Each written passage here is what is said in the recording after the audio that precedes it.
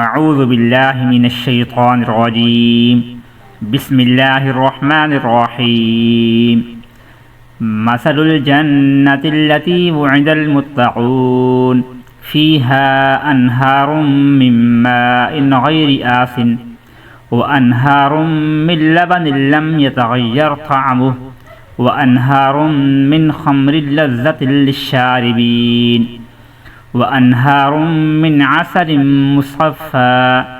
ولهم فيها من كل الثمرات ومغفرة من ربهم صدق اللہ العظیم۔ ناظرین، یہ آیت مبارکہ آپ کے سامنے پڑھی گئی ہے جو کہ پارہ نمبر 26 سورہ محمد ہے، اور سورہ محمد کی آیت نمبر 15 اس کی تلاوت کی ہے، اور اس کے بارے میں آپ کو بتانے جا رہے ہیں کہ کوئی بھی انسان جو کہ دنیا کے اندر رہتا ہوا پریشان حال ہے، اور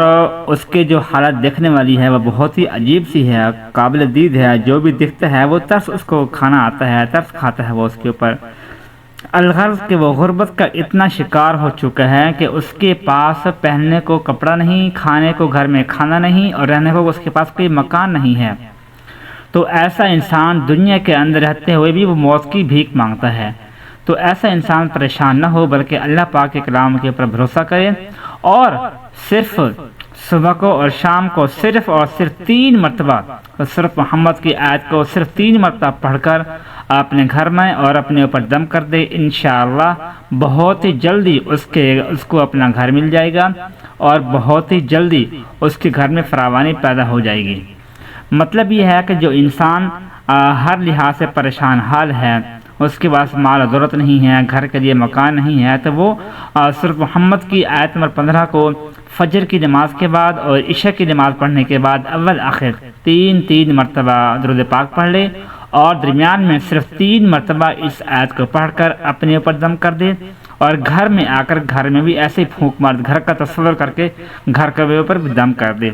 کوئی بھی اپنا گھر نہیں ہے یا جہاں رہ رہا ہے اسی کے اوپر دم کر دے، انشاءاللہ بہت جلدی وہ مالا مال ہو جائے گا، اور دنیا اور جہان کی نعمتوں کا وہ سردار بن جائے گا انشاءاللہ۔ بس تھوڑی سی کوشش کرنی چاہیے اس کو کہ 5 وقت نماز کی پابندی کرے، کہ جب 5 وقت نماز کی پابندی کرے گا تو اللہ کرنے والا بن جائے گا، اور اللہ کا قرب حاصل کرنے والا بن جائے گا۔ جب انسان کو اللہ کا قرب حاصل ہوتا ہے تو پھر وہ انسان اللہ کے جتنا زیادہ قریب ہوتا ہے، اللہ پاک اتنی ہی اس کو نعمتیں عطا کرتا ہے، اور پھر انسان کسی بھی پریشانی کا شکار نہیں ہوتا، اور وہ لوگوں کے اندر رہتے ہوئے بھی اللہ کو یاد کرتا ہے، اور پھر اللہ کے بندوں کو بھی یاد کرتا ہے، اور اس کے ساتھ اللہ کے بندے جو ہیں ان کی وہ ہیلپ کرتا ہے، امداد کرتا ہے، پھر اللہ پاک بھی اس کی امداد کرتا ہے، اس کی ہیلپ کرتا ہے۔ تو آپ کوشش کیا کریں کہ وظیفے کے ساتھ ساتھ جتنا ہو سکتا ہے آپ صدقہ بھی کریں، اور اللہ سے مانگیں، انشاءاللہ بہت جلدی آپ دنیا دار بن جاؤ گے۔ والسلام۔